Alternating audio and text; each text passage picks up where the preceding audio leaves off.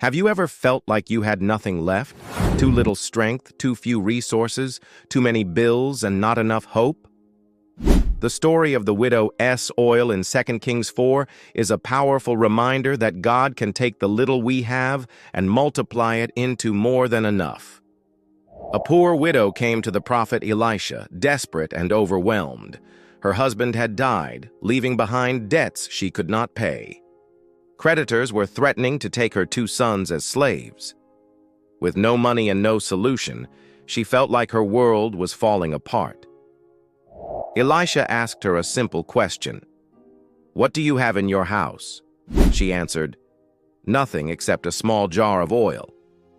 That nothing was all God needed. Elisha told her to gather empty jars from her neighbors, not just a few, but many. She did as she was told.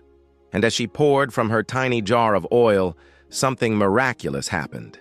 The oil kept flowing until every jar was full. When she ran out of jars, the oil stopped.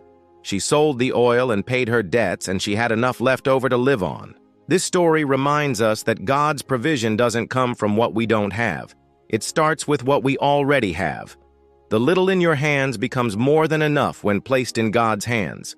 And so, my friend, when you feel like the widow, may this story encourage you. God can multiply the little you have into abundance.